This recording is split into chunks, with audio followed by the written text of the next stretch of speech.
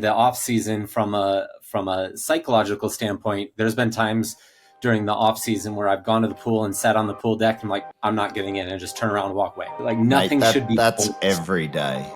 Yeah, every day fair for enough, me. fair enough.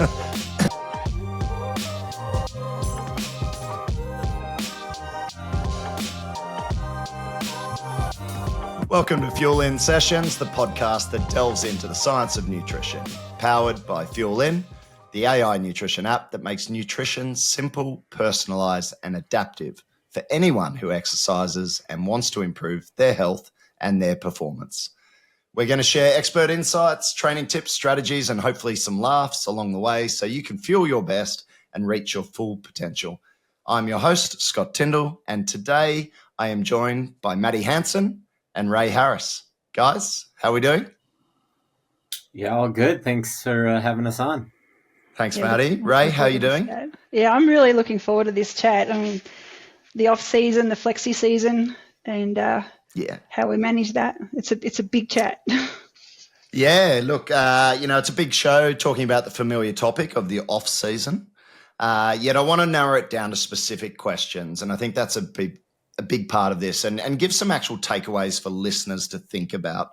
I think these types of shows, obviously people do them, and definitely at this point in time around this part of the season, people are doing a lot of talk around off season, but I find sometimes they're a bit wishy-washy, and actually, you really want to give some key takeaways. So this is directed towards all endurance athletes, runners, cyclists, triathletes, and ultra endurance runners.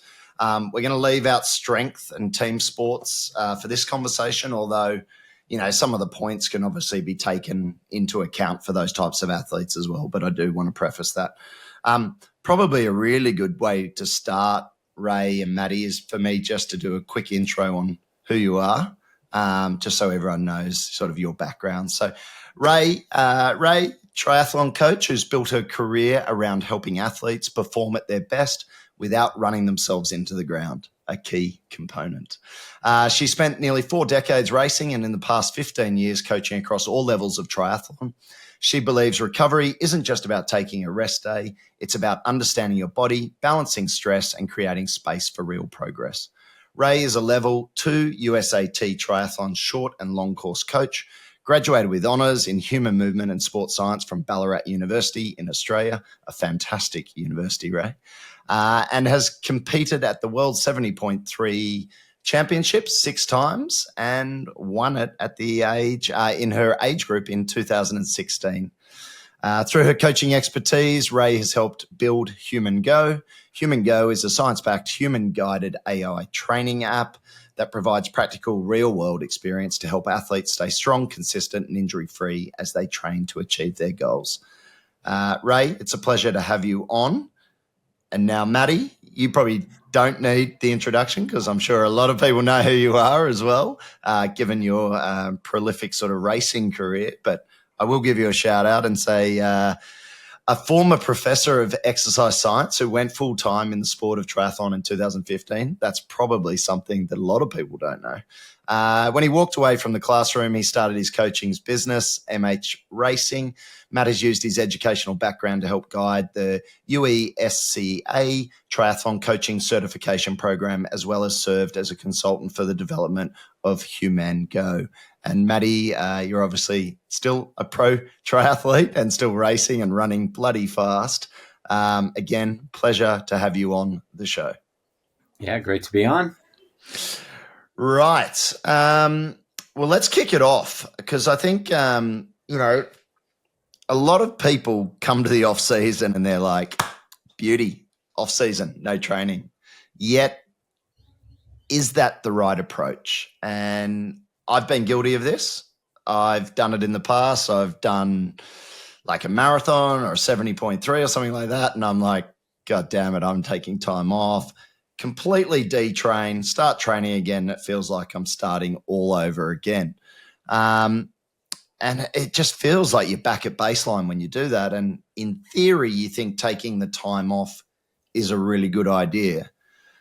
But what do you guys think you should do? And ultimately, that is the point of today's episode. What should athletes from a practical standpoint, be thinking about when they do their last race of the season and head into off season. So how long should an athlete take off? Maddie, I'm going to start with that with you.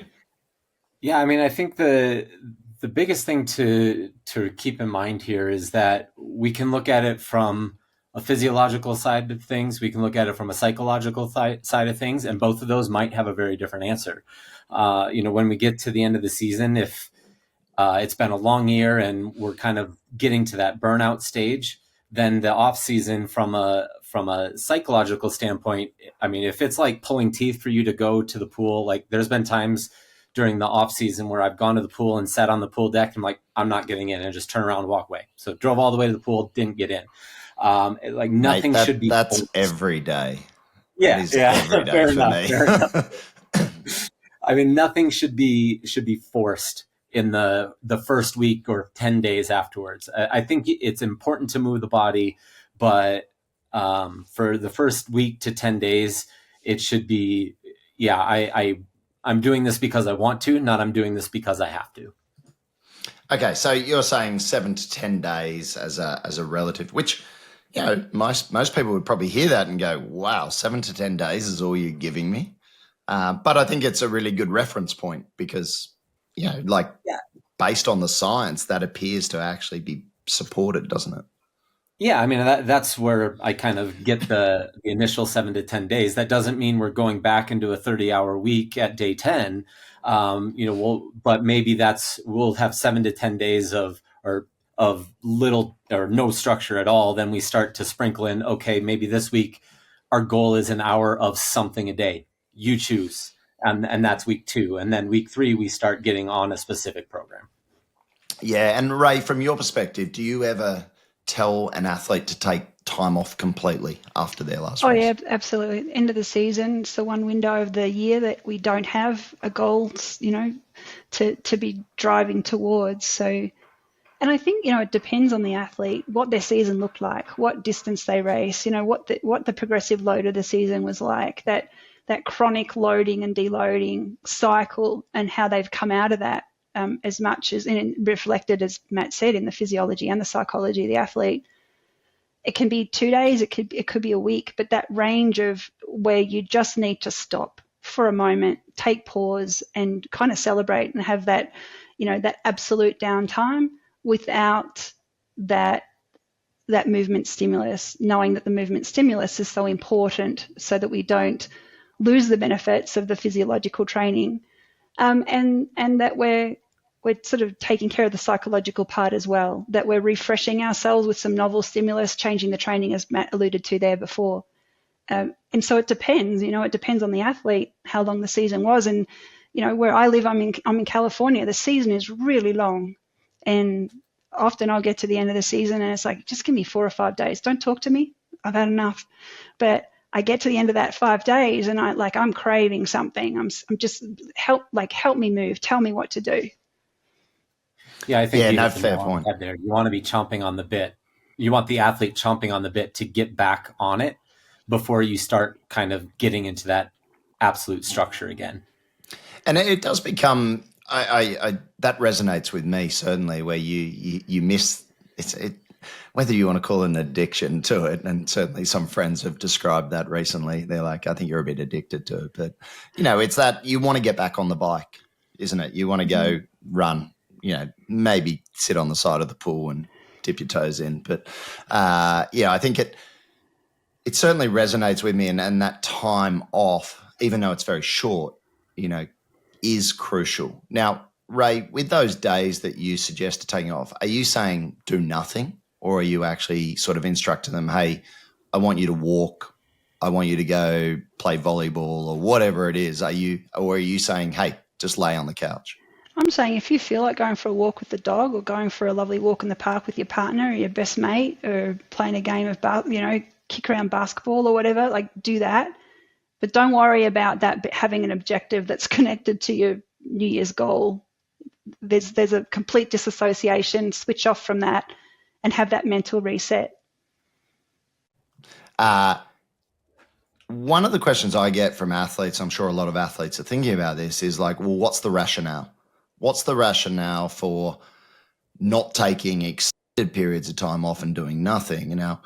There was a recent post that Dr. Dan Plews posted that caught my eye. Now, there were some pretty big claims in there around physiological detraining and loss of, benefit just from taking some time off. I did look into it, and it was an editorial actually, rather than a study, and it referenced a few key points. It was called From Super Fit to Super Fat, and it was located in the International Journal of Sports Physiology and Performance. And now it's also from 2011, which doesn't mean it's outdated, but it's certainly a little bit long in the tooth. From your perspective, Maddie, I think you've read it. And you're obviously well versed in physiology. What is your perspective from a physiological perspective in terms of detraining, and when do we see actual detraining effects start to occur with athletes so they can get their head around sort of specifically, if I take off X amount of time from a physiological perspective, could that actually be detrimental to next season? Yeah, I mean, if you start to see some level of detraining within 72 hours of complete bed rest, and so the detraining effect is really going to be determined a little bit by what are you doing? Are you if you're a runner only, are you riding the bike? Well, if you're doing something aerobic, you're not really going to see detraining for 10 days if you haven't done the actual running stimulants or the actual running itself. So if you're hitting or using the engine in the same way that your sport requires, then it's going to prolong that time. And that's where I usually have the conversation with the athletes is making sure that, yeah, like, I would love for you to move, but it's okay to go a full week without running, especially if you're somebody who's injury prone or have some overuse running or running related injuries on the year. So, most of the triathletes that I'm working with will cycle a little bit more during that quote unquote off season. Most of them don't just go to the pool for the sake of going to the pool. I think from a feel standpoint, it's important to be in the water every other day at minimum, but trying to get people who don't want to go to the pool in season to go out of the season is always a little bit of a difficulty. Yeah, no, thanks for that. It is, yeah. I mean, the swimming thing, it mesmerizes me. I think if you're a bad swimmer, you just hate swimming, and I think that's what it comes down to. But if you were going to say to someone like, okay, let's say you finish your 70.3 and you really don't like swimming, but it's taken you a long time to build towards being able to swim the 70.3, would your suggestion be don't take too much time off the swim? Definitely. The swim is such a technique and feel related event that you can lose that really fast, and it doesn't come back very fast. Personally, I don't ever like to go more than 3 days in a row without being in the water ever. Like I might go and swim a K, but I try to just get in the water. Maybe that's a fear, an irrational fear of losing what I've tried so long to get. But yeah, that's my kind of hard cutoff is 3 days. Yeah, I don't think there's anything wrong with putting the fear in people, and probably I'm going to take away from this conversation that I definitely should have been back in the pool. And I did actually try and go for a swim the other day, and I literally did like 150 meters and was like, I'm dying. And it just felt so hard. And I was like, oh my God, I did work towards getting something of like being competent in the water, and now I feel terrible. And now it's like, it feels like it's so far gone that it's now difficult to get back in. And I think that's a big point of the off season, isn't it? Don't let that off season period be so long that it effectively sets you back so far that you become demoralized with then attempting to get back into it. Yeah, it's really about threading the needle, right? Like we see way too often that people don't take a proper off season, and they try to, and their fitness scores stay way too high, and they just are flat for year on year on year, and they wonder why they can't improve because there's no ebb and flow. That's an absolute definition of the plateau. And so we need to let the fitness come down without getting into that official detraining status too much.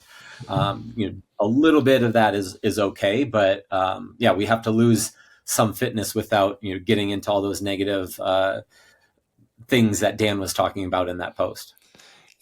Ray, Maddie brought up a few points there around metrics and numbers, around fitness and fatigue. And we all know endurance athletes love their numbers, and they probably freak out when they start to see fitness numbers dropping, even if like recovery numbers are going up. With Humango, you have these numbers built into the system. How do you as a coach talk about those numbers or relay, or how does an athlete within Humango, if they don't have a coach, how should they look at those numbers at this period? Yeah, Matt sort of alluded to it even in the introduction here today, is sort of marrying the concept of the psychological with the physiological, and giving intention to that off season, I think, is the first piece to it. So understanding that there's going to be a drop in the fitness value. We hope for that. In fact, we can't expect that we're going to experience an improvement in fitness next season if we don't deload the body and allow it to deeply recover. So acknowledging that that fitness value is going to come down, but we might still be able to look at things like HRV and resting heart rate and efficiency values from our actual training sessions, from a cardiovascular perspective. How many watts are we pushing per beat, per minute, especially if we're focusing a little on the lower intensity zone 2 work in the off season, or the flexi season, I like to call it, so that we're actually shifting our attention from fitness being the performance metric to a lot more of the health focus. And obviously, depending on the wearable that you're pulling your data in from, that's going to determine, what you get exposure to. But I'm coaching athletes constantly to pay attention to the underlying health metric. And I think this is the thing that we don't pay attention to in that recognition of people getting anxiety about the super fat concept, right? I stopped training for 2 weeks and that's going to be me. All of a sudden I'm going to have all this adipose tissue, and my resistance to insulin is going to be, drop through the floor, and all these other health aspects are going to come into play. So we want to focus on, as coaches, the health aspect of the journey of the athlete through that off season, maintaining those aspects. Cool. So specifically for the athlete, if they are using Humango or they are thinking about using it, like, you have these scores within it. Like, what are the scores and what do they mean? And what is an acceptable drop in terms of specific numbers that an athlete could, sort of think about? Yeah. So AWL CWL is the rolling average of 7 days, or a 42-day training load based on time and heart rate. It's a very basic metric, but it's an indicator of the potential or the capacity that an athlete has to apply that specific fitness profile to a race outcome. As far as the fitness drop, that would be relative to what the athlete was training for. So a 15-20% drop, maybe even a 30% drop in the initial stage of the off season would be completely expected. But obviously, if an athlete has a fitness of 120 versus 40, again, depending on the race that they've been training for, that relative drop could be, quite different. But it's it also a bit depends on how early in the season they're going to be racing. If they're ending their season in December and having a high priority March race, or are doing Boston in early April, like somebody here, I guess, maybe we don't let it drop quite as low as somebody who might not be doing a high priority race until June. Yeah, you alluded to there. I am using Humango. It's been a very interesting experience. I started it, I think, 5 weeks ago, and I purposely set up an off season to actually just take me through, I think, to the day or 2 days after Christmas. And, no specific goal in mind, just, I think, a general just, fitness. And, I wanted to keep riding a bike. Focus was on strength, and we're going to get into a bit of strength and your thoughts around strength training in the off season. I cut out all swimming because I didn't want to swim, but I'm now thinking maybe I should put some back in, and a couple of runs. But it's been really an interesting experience just seeing, like, it's definitely taking me forward without overstressing me and without overstressing my mind or my body. It's definitely a lot lower, probably volume and intensity than what I had done previously in the season. And I guess that's expected. Yet as an athlete, well, someone who pretends to be an athlete, it's like it does mess with your head a little bit because you're like, am I working hard enough to stay fit? Like, from your perspective, Maddie, how, when you see something like that or an athlete comes to you with that, how do you manage that, their expectations? Yeah, that it's always tough. Triathletes are very type A, and they want to be going all the time, and just having that real conversation about what a plateau looks like. And I've had to pull up some before they came to me. They're like, "Oh, I've never taken an off season." I'm like, "Your CTL has moved within 5% for the last 2 years. That's not something that you're not ever peaking." And CTL being or chronic training load. yeah, Yep. overall training load. Yeah, Yep. AWL. Yeah. Yep. So, if we're staying flat, we're not ever improving, and so we have to sometimes allow the body to take a step back or a few steps back and absorb all that we've put it through and recover from all that we've put it through in order for it to be able to withstand the move forward. And that comes into the psychological component that I mentioned a little bit earlier on as well.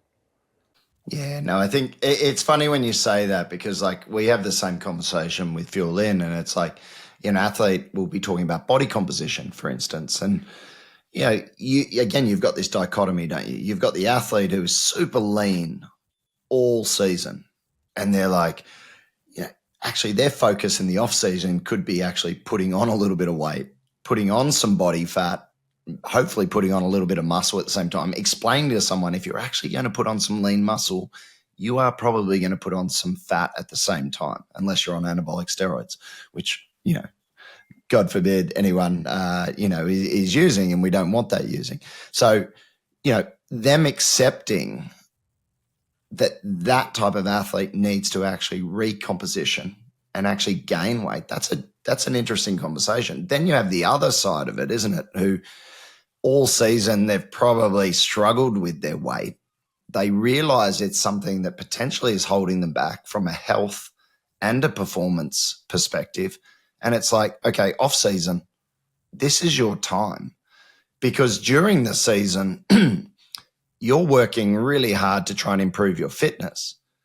If you then start to go into a calorie deficit at the same time as training volumes going up, you're going to struggle and you're probably going to get sick. You're going to get injured. So make this off-season period your focus for body composition. Then in the season, focus on training the house down rather than worrying about trying to drop a few kilos. And it's very similar, isn't it? It's probably the thing that bugs me the most is people think about everything in silos. Oh, I've got to train in the off season this way, but they're not thinking about how they should eat in the off season to achieve whatever they're trying to do with their training. And if we can bring that together, and it's like that light bulb moment for athletes, isn't it? They're like, oh, I get it. So if I eat better and I eat with a purpose based around my training, I'll probably achieve my goal twice as quickly. And but it almost takes a while like until they get it. Yeah, but it also feels like a switch to I get to do this as well when the realization is made that this is a whole different window of opportunity to focus on things that maybe the performance season just doesn't allow for. There are things that we don't have the time, the space, and the energy to focus on during the training season for a race outcome that the off season provides, and that is a special moment. Yeah, Ray, it's a bit like the Arnold Schwarzenegger. I don't know if you've ever heard Arnie talk about, when he was doing like pumping iron and that, and he realized that his calves were his weak point. So he cut off all his pants at the knees, so he exposed his calves at every moment because he recognized he had to work on them. And it's the same thing. Like, look at at the end of the season, I imagine you both do this, and every good coach will do this, is like get the athlete to reflect on their season they had. What were their strengths? What were their weaknesses? Okay, you can work on your strengths over time, but what were your weaknesses? And let's focus on those. And was it nutrition? Was it body composition? Was it their fitness? Was it, base? Was it peak? and then let's work on that. And is that how you will approach the off season? And also, like, obviously you as coaches, I'm interested in your response to that. But also, how does Human Go approach that for an athlete who maybe doesn't have a coach, Ray? Yeah, spot on. I mean, I was thinking of an example before, and Matt was talking about. It seems like we all have a universal hate for swimming on this call. I'm coaching a lot of my athletes who are in the same boat right now to get a swim stroke analysis done. So they're switching their focus. That novel shift in focus for somebody who doesn't love swimming, with a little bit of feedback. We're now focusing on efficiency, not performance or outcome. Just gives you a different thing to focus on.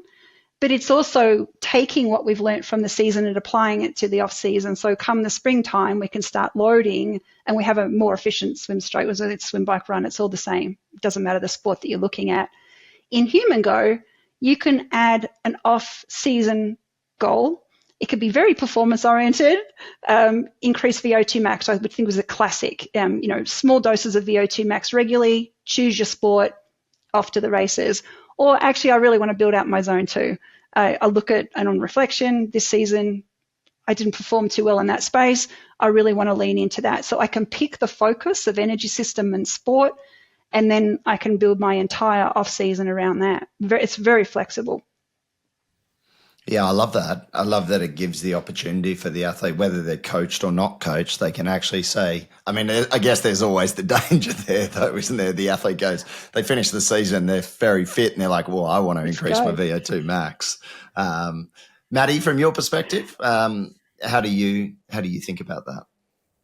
Yeah, I really try to think of their individual situation, and then how I want to build them into the season. Like I tend to work. I was in Iowa, which has a hard winter, and so a lot of my people that I work with are in 4 months of snow, and so that's over the off season, and so that's a time where that's a situation where I might be doing a reverse periodization rather than the standard base up. I'm going from the top down, and so that off season time will look very much different than somebody if I'm building them from the bottom up. And so that's one consideration. But the other, you definitely, it's a time to work on the area that's going to give you the biggest bang for the buck when it comes to race day. And it's always frustrating when athletes want to work with a coach for 9 months out of the year. They work with them from 3 months to the first race of the year, and then the day their last race is over, they're like, yeah, I'm just going to go do my own thing for the 3 months. But that 3 months in the middle is where I can develop you as an athlete rather than just going into a race specific prep. And so that's really the most important time. You'll probably get more out of working with me from that 3 months than the 3 months leading into your race, because I can work on developing you and getting you what's going to actually bring the benefits rather than just building your fitness and the fatigue so you can handle the demands of the. I love that. And there's so many parallels there with nutrition as well. Sometimes we get hit with, and I see it online all the time, get your race day, nutrition plan. And I'm like, what is that going to do? Anyone could write, you should have 60 to 90 grams an hour for the bike and you should hit 50 grams an hour for the run. And they charge people whatever amount for it. And it's that's just numbers. That's not you. That's not specific to you. You haven't practiced what you can carry on the bike, what you can consume on the bike, what products are palatable on the run. How do you transition? How do those products on the bike, how do they sit with you when you actually go to run off the bike? And that only comes from practice in training. And it's all the stuff you do in the off season is going to prepare you for that race day in the same manner you said.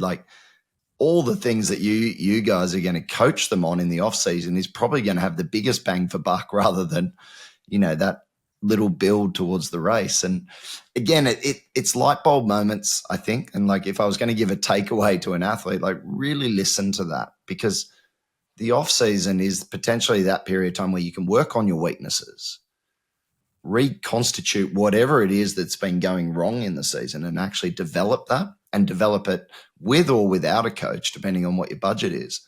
But it's from a nutrition perspective, from a training perspective, it is your opportunity. And what I know, and I'm sure you're the same, and you can absolutely say it, is like anecdotally and data wise, what we see with athletes who do that, their season is so different the next year. Like you were talking about, like that AWL. Do you say AWL, AWS? Acute What was it? workload, chronic workload. Acute workload, AWL. Yep. Like when you don't see that fluctuation, like, the next season sucks because you're just burning out again and again and again. But you get that big drop or that variation, and then suddenly it feels refreshing to bring it back again. And it's no different with nutrition. I mean, we will talk, and again, from a specific takeaway, like I love your point, Ray, about go and get like, and I'm thinking again, I'm getting a lot of good takeaways from this, is like go and get a swim analysis done.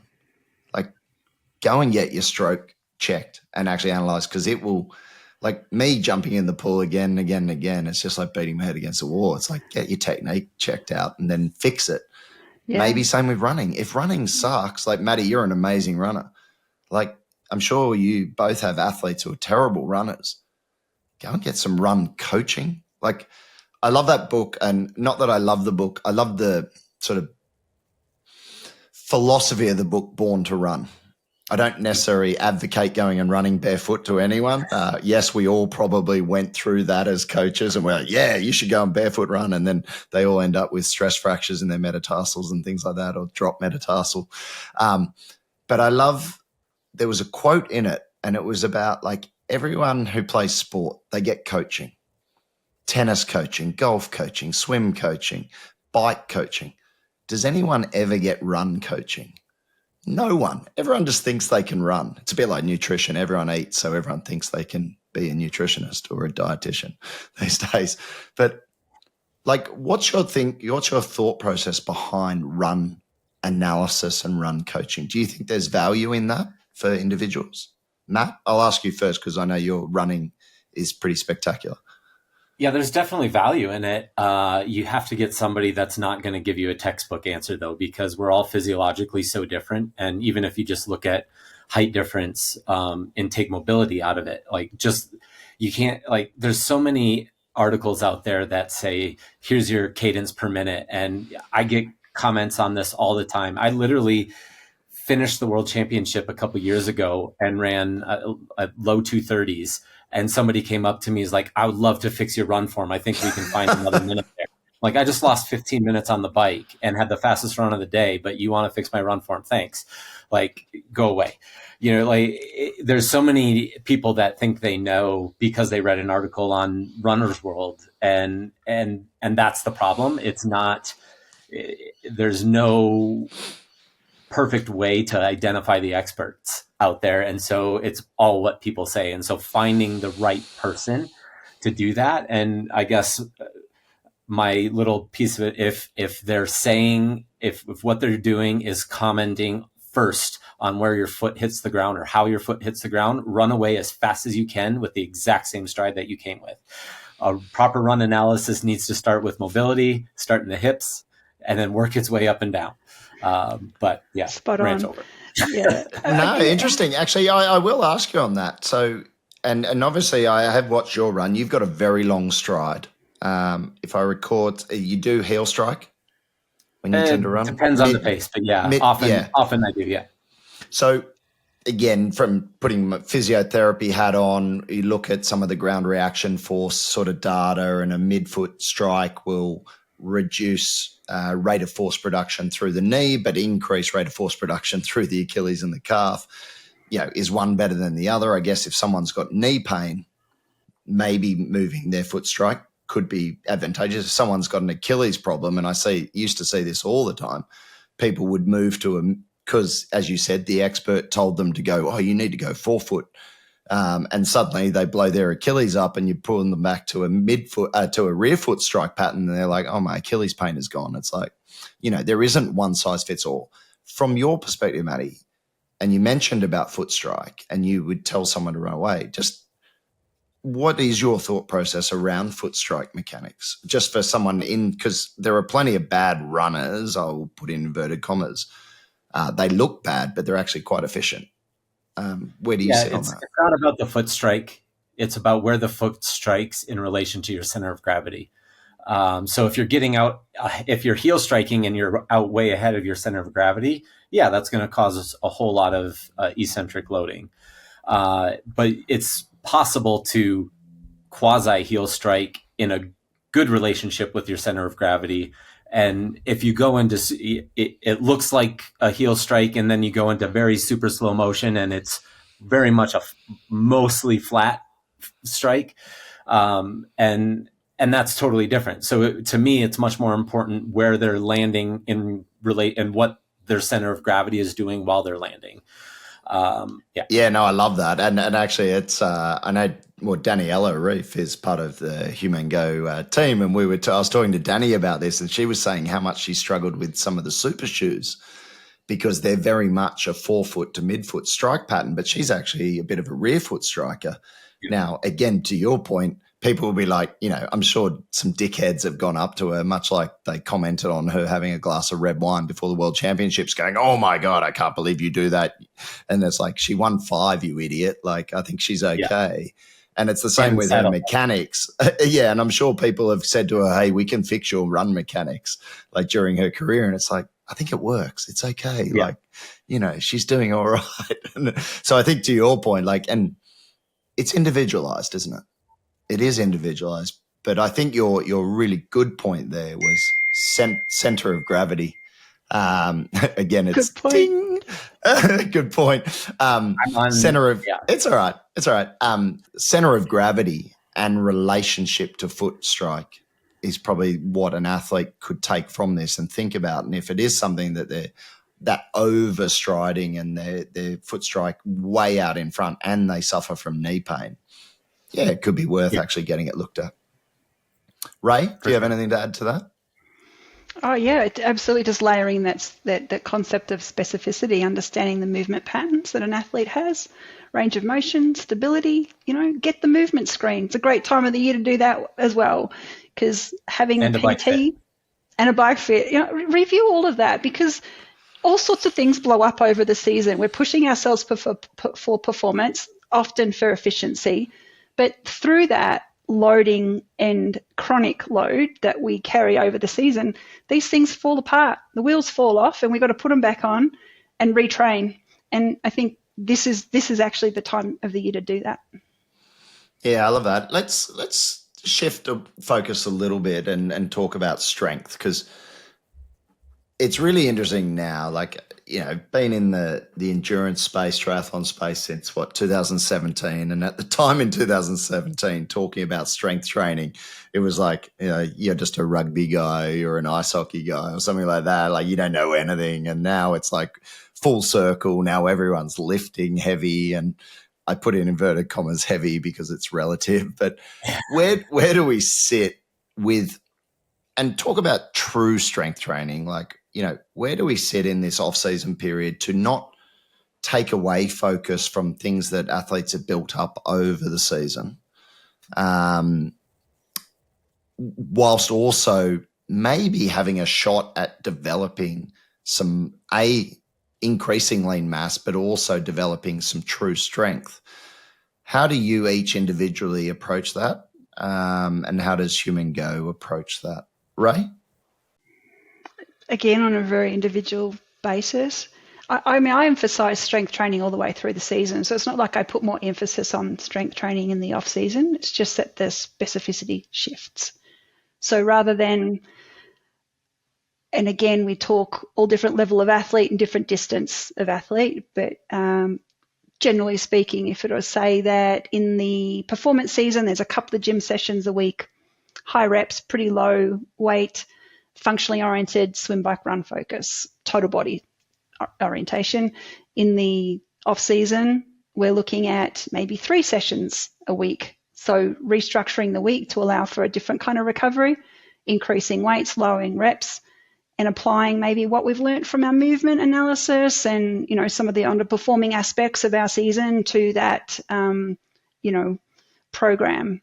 Maybe one day it's lower body, another day it is actually very focused on the upper body, and core and total body the third session. So the emphasis shifts, but we're taking what we learned from the season and applying it. We're not going at that without that data that drives that specificity in the gym. Would you recommend strength testing in the off season? Do you ever do that with any of your athletes? I don't do that. Okay. Maddie, do you ever do I it? don't do that. No, we don't. I don't really do actual testing with them.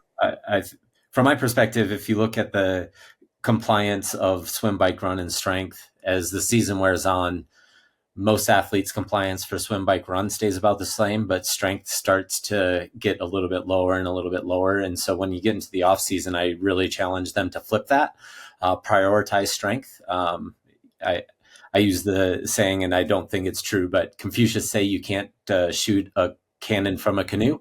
So we need to make sure that we're shooting from a very firm foundation. So we have to develop that core strength. And so that's definitely the focus, especially if they're one that's kind of let the compliance slip on the strength side of things as the end of the season has gotten. We have to really get back and hopefully re-ingrain the habit and get into the habit of being in the gym and getting that work done and giving him that firm foundation to be firing from. I'm going to fact check that quote, Maddie. It might be a Maddie Hanson special, but I like it. It's interesting because like coming from a sport like background of like say rugby and sailing, ice hockey and things like that, the off season was always geared towards actual strength testing and actually giving that. And it is interesting. I haven't seen that creep into triathlon, and I will tend to talk about it with some athletes about like, do we understand how strong you are? Like whether it, and I'll never recommend like a 1RM, and it's obviously in discussion with their coach or their strength coach, but whether a 3RM on say a leg press, if they're a complete novice and you just actually want to get an understanding of how strong they are in relation to body weight and give them some targets, or a 3-rep max like hex bar deadlift, a back squat if they're competent in back squatting. I do see value in it. Again, coming from a different sport and integrating that into the triathlon world. But I think it's probably a work in progress, as you say. I have seen strength programs, and again, I'll invert the strength part where I would question whether it's true strength training or whether it's more this functional type work. So I think it's a balance, isn't it? And I think your point, Maddie, that strength becomes incredibly difficult during the season because, like, if you're anyone like myself, you get incredibly sore. I get incredibly sore, and I know speaking to other athletes, they get incredibly. Holly Lawrence is one. She gets incredibly sore, and she feels it detracts from her swim, bike, run, so she actually doesn't do as much. And I think for those athletes, and probably based on your anecdotal experience, or actually what you're seeing in the data in Humango, is that compliance drops off. Therefore, again, key takeaway, if that is what happens to you as an athlete, focus the hell on getting stronger in the off season. Yeah, and I think it's probably a really important point to take away is like if you struggle to lift weights in the off season, in season, we'll hit them hard.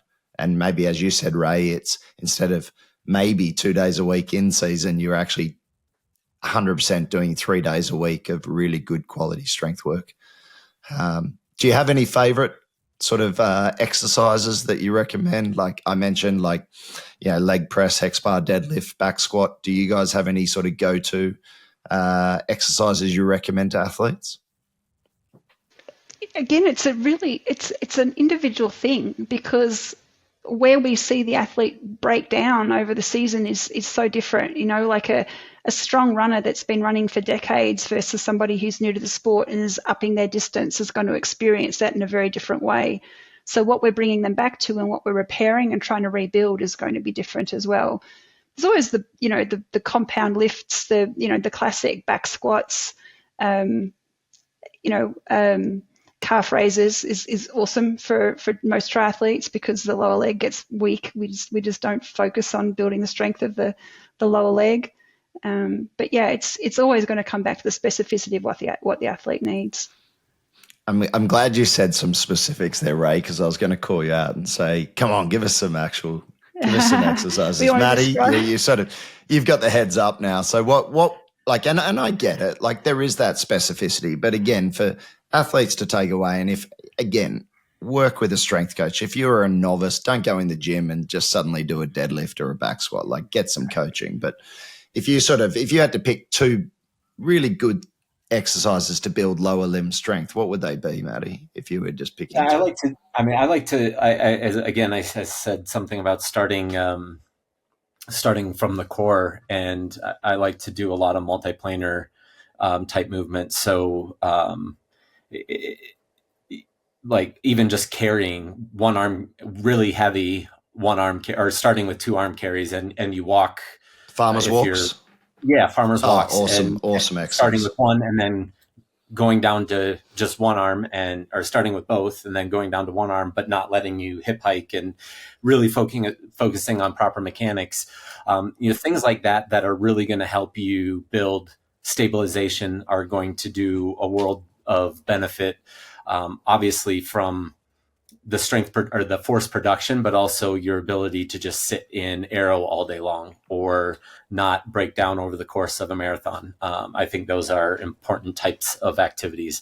You're walking on a balance beam with weights on one side or both sides as well is another example of similar concept, or doing a standard plank but pulling either pulling a cable with one arm or putting a semi heavy weight, a dumbbell, and moving it from one side to the other as you're doing the strength. That kind of challenges the lateral aspects, because we go in straight lines in our sport, but we have to develop the lateral stabilization.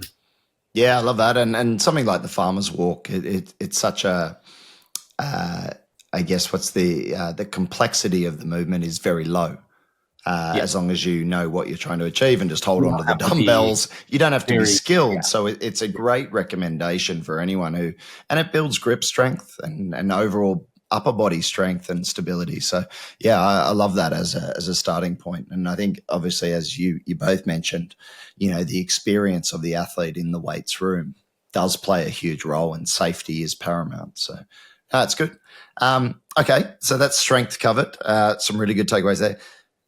Wearables. Everyone loves a wearable. I know Humango integrates with Aura and Garmin and Polar. Yeah. Any others I'm missing? Oh gosh, Does it integrate with Whoop? Does it integrate with Whoop or not? Not. No.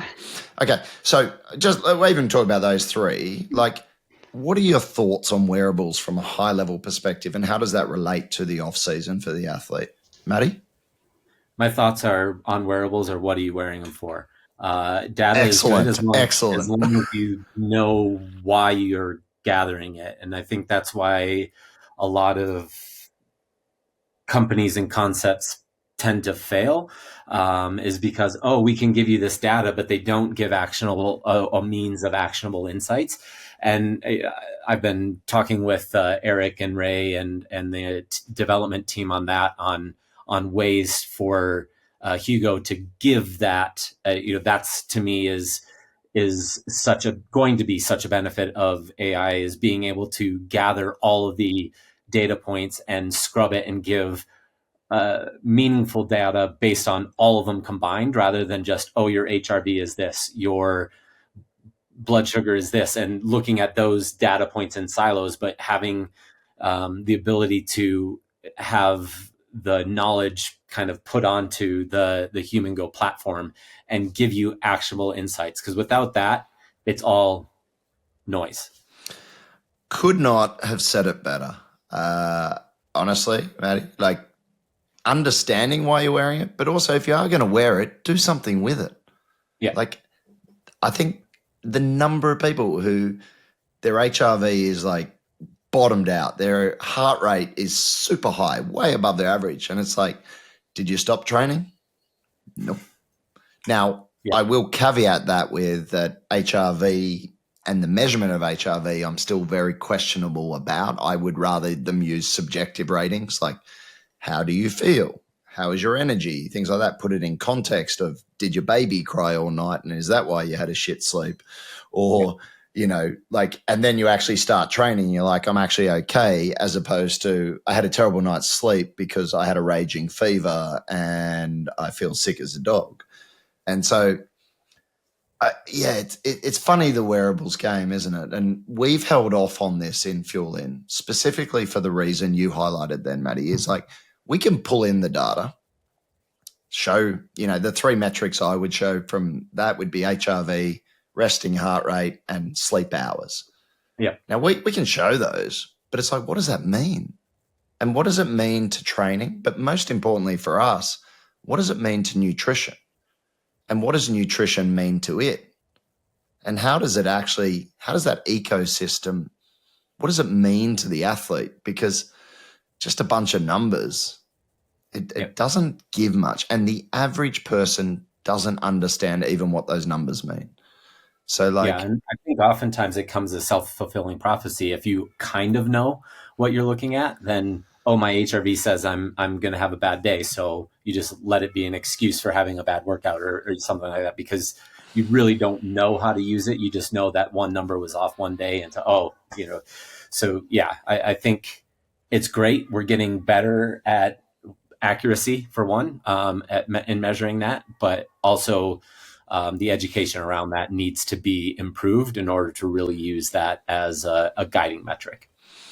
Yeah, Ray, your perspective? I'm just imagining how many times I respond to an athlete that reports that they're sore, fatigued, or in a mood, because that's more important to me than what I'm seeing on their HRV or their resting heart rate.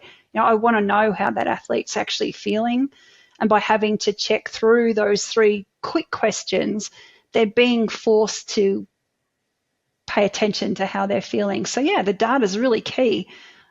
As per Matt, just suggested, though, if you bring those 2 things together and collate it to make sense and make it actionable, then we're really winning, because we're bringing the hard data in alongside the subjective, and that's the true experience of the athlete on a day-to-day basis. The wearable doesn't tell you how you're feeling, you do, right? Yep. Yeah, no, for sure. I'll always rely on a subjective question over the objective data at this point in time. And that's based on the research. Even the research has shown that those questions are still more reliable and probably more valid than any of this, hard wearable data at this point in time, which I think it's just not sexy, is it? But if you look at everything like subjective, objective assessment plan, like subjective is the first part of it, and needs to be still part of it. But triathletes are type A and we love the numbers. We do love a number. So, and then trends, I imagine, and what I do like is that it's showing trends over time. It gives you an average of 30 days to look at. And same thing with nutrition. It's look at the trends, guys. People will log a meal and they're 5 grams over on fat and they're like, oh my God, I'm over fat. And you're like, it's one meal in the day. And even in that one day, if you went 10 or 15 grams over, it's not going to ruin it. It's the trend over time. Are you consistent with your fueling, pre-session fueling, in-session fueling, post-session fueling, in relation to the training that hopefully you're being very consistent with doing zone 2 if that's what's being prescribed to you, and not doing a zone 4 session and fueling that appropriately, but doing it every week. I'm actually improving. Maybe my resting heart rate is coming down. Maybe my VO2 max is going up. Maybe my weight is coming off and my body composition is improving, because you know what? I've been doing this for 90 days. And it's like, just have a little patience, people. Trust. Yes, trust is something you can talk about. Trust the process. Hopefully, because we have a process that has helped thousands of people, stop trying to second guess it all the time. You're both very experienced coaches. I imagine you smash your head into the wall occasionally when someone is trying to tell you, well, they know better. And it's not that being arrogant with that. Yes, listen to the concerns of the athlete and analyze what they're discussing, but sometimes also saying to them, you know what, just, I don't know, strap one on and just do it. sort of thing. Like you just sort of want people to do it sometimes and stop guessing. Like, I don't know if you see that a lot where it's like, why don't you just give it a go and do it consistently and see what the result is, as opposed to complaining about what the process is all the time and never actually doing it? Yeah, I think that. Yeah, I guess go ahead, Ray. Oh, I was really just going to state a quote because it reminds me of how I think by nature we tend to overestimate what we can achieve in a week and way underestimate what we can achieve in a month or a year. And that is what coaches and developers of these solutions, these digital solutions, are faced with is coaching the individual, the user, to understand that this is an aggregate of information and feedback over a long period of time. We're not looking for one data point, we're looking for many, and we're looking for trends. And shifting that focus and coaching people to shift that focus, I think, is where the real win is. It's the long-term win. It's absolutely, I can't agree with you more, Scott. It's the long-term gain. It's hard though, because we live in a game or a world of short-term gratification, don't we? Yeah. And Yeah. it is difficult. But I think when the athlete gets it, and yes, you need early success. I don't disagree with that. You do need some early success early on. Like from a nutrition perspective, the athlete needs to see maybe at the end of the week they have lost, if they're trying to lose weight, they have lost half a kilo, a pound. And they're like, oh my God, it's working. Great. Sometimes a bigger drop even provides more buy-in, obviously within reason. And I imagine it's the same with the coaching perspective. It's like, actually, I felt great. I actually did 6 hours of training and I wasn't burnt out. I felt pretty good in the off season, and I've got the appetite to do exactly the same next week. But it's how you achieve that, I guess. That's the secret sauce, isn't it? Sorry, Matty, you want to say something? Yeah, I was just going to say, and sometimes it comes down to having some difficult conversations. If I always approach it like the athlete is a CEO. They hired me to be in their corner and give them the best possible advice that I can. And it's up to them to take it. Hopefully they do more than they don't. But if they don't, maybe I'm not the best fit for them.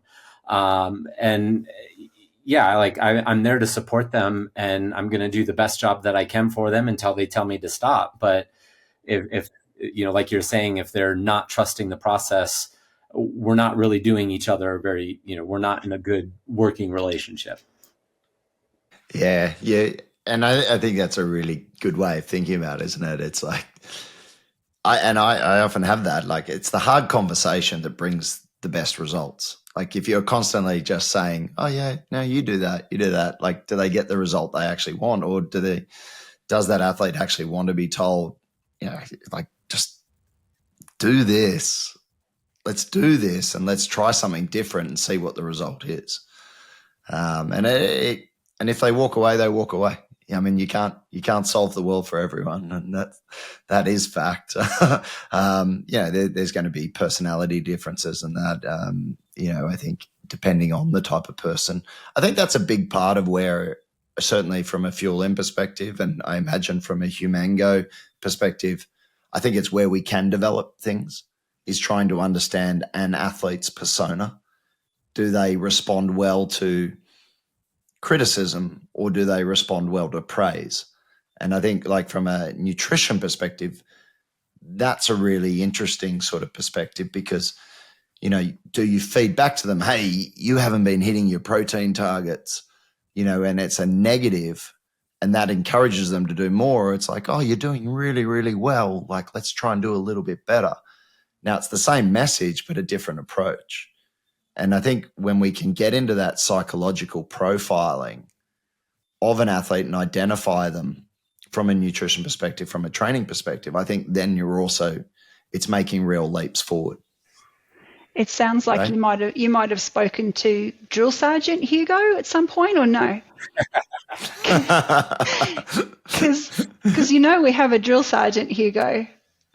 Oh, that's what I probably need. Hugo, and just for reference here, Hugo is the AI companion within Humango. And yes, I've had a few words to Hugo in some interesting chats on mine that he probably didn't like too much. So That was mainly around when I was sick, and he did try and tell me to do something, and I was like, go to hell. So, but it's an interesting, I think it's certainly in a space we've talked about, internally at Fuel In and getting better at identifying those individuals.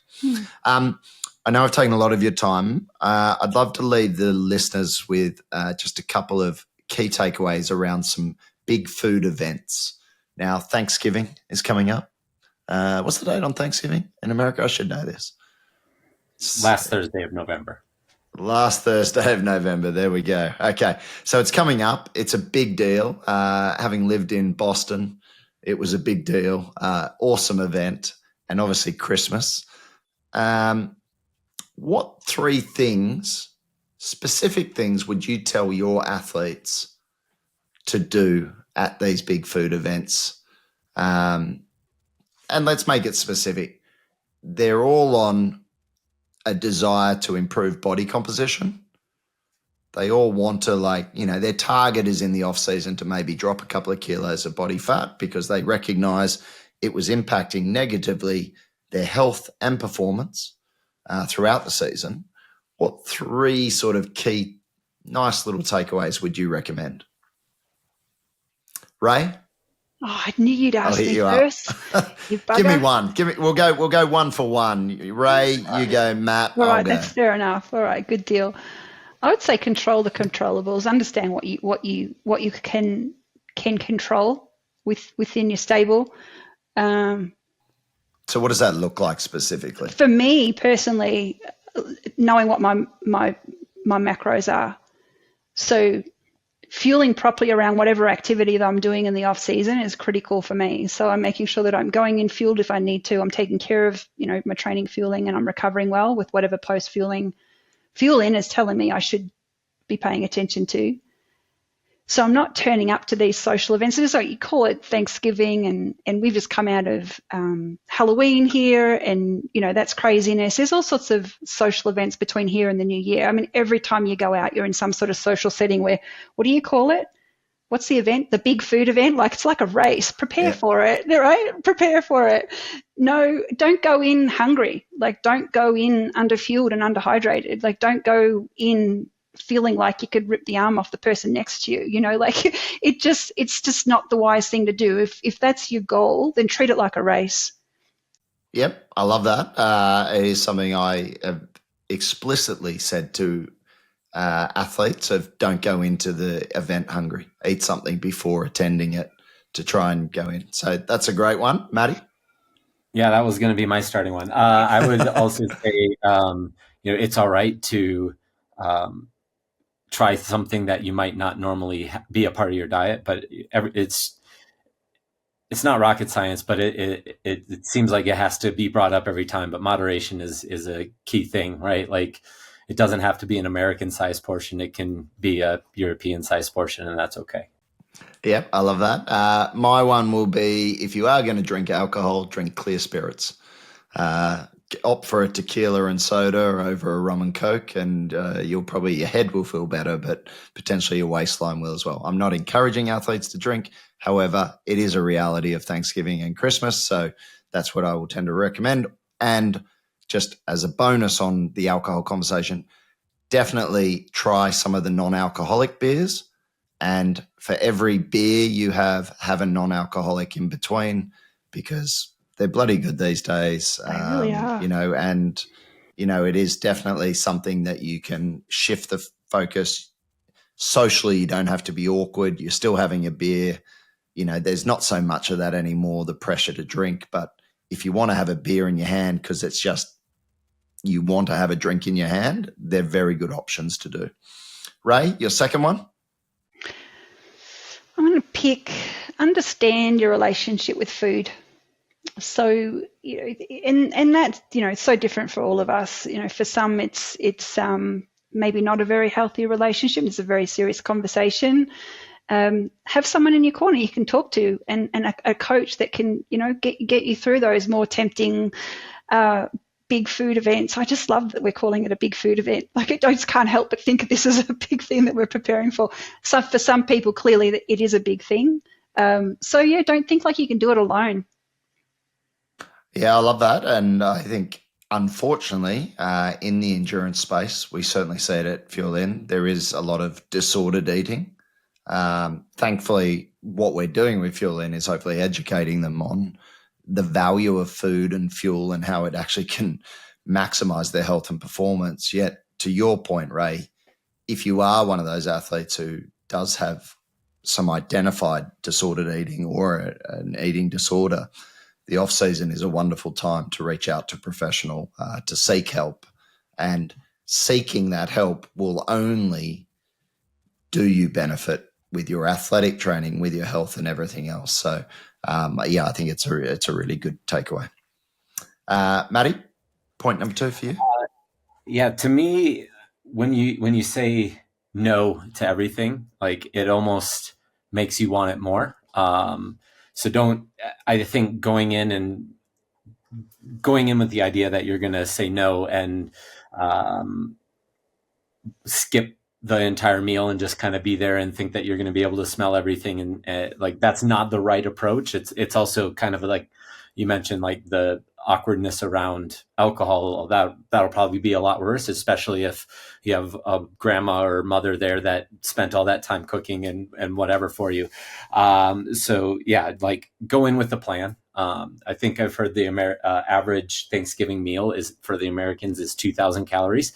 And that doesn't take into consideration the amount of snacking that you have before, because lunch is usually at like 3 because it takes so long to cook a turkey.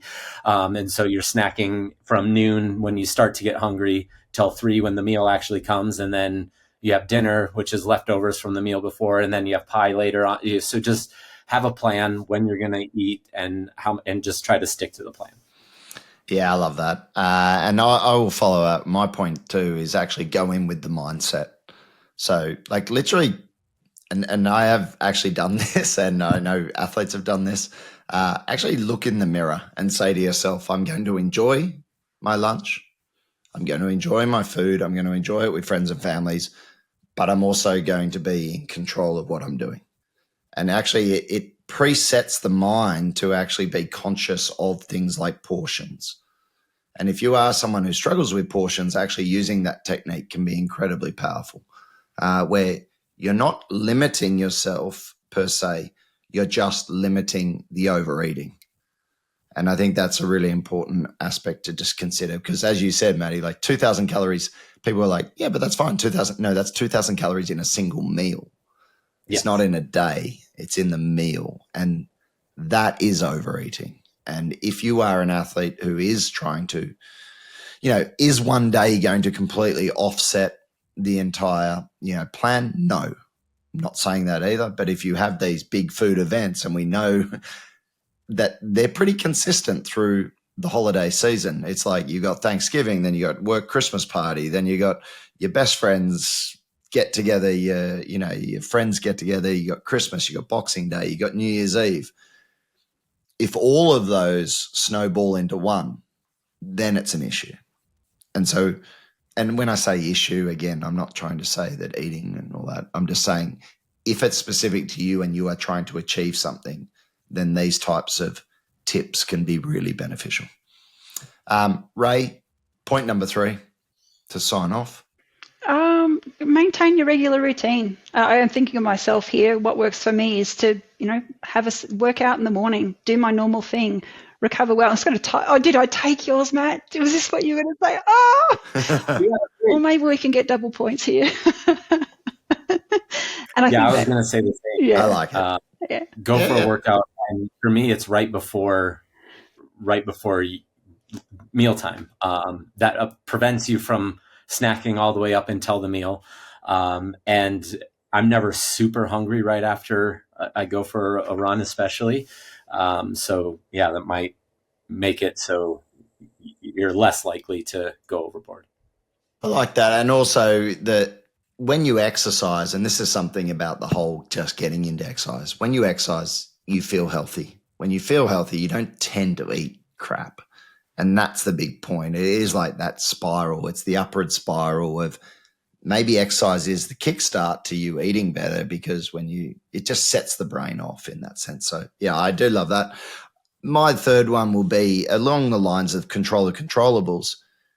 If you take some food that you know you're very comfortable with, and this relates to your bit, Maddie, like that uncomfortableness of some of these environments, take 2 salads that you know are lovely and you really enjoy, and you can eat a heap of it because it's really healthy. It's potentially low caloric value, high fiber, high micronutrient content, and take a really good protein that you love, whether it's salmon, steak, chicken. You've cooked it, you know it, you're taking it for everyone to share, but you dive into it. You've controlled the controllable. And I think I've used that again with a lot of athletes who have struggled with these big events, and they come out of it and they're like, oh my God, I felt so good because I ate the food that I love eating. I knew what was in it because I'd made it, and everyone else enjoyed it. So they also had that giving aspect that they'd made some beautiful food. And I think it comes back to, control your controllables, enjoy food for what it gives you. You're cooking, you're eating, you're sharing. It's a nice way to sort of round off, that sort of holiday festivities. So that's my third one. Rightio. Well, I know it wasn't completely focused on nutrition, and that wasn't the point today. It was more around the big concept of off-season. I love the takeaways that we've provided. I think there's a lot there from, how much time to take off, the reasons why, what to focus on, your weaknesses or things that you haven't maybe done well in the season, strength training, what it looks like, easy ways to start, some simple exercises. And then, around these big food events, as we'll call them from now on, some really great takeaways there that you can, apply immediately to Thanksgiving and any other event coming up. So I want to thank you both for your expertise. I plan on getting you on again to talk a bit more about, as we get more into the off season, and especially around the new year, and how athletes can think about that and how they can leverage Humango as well. So, Ray, if you've got any parting words, please, say them now.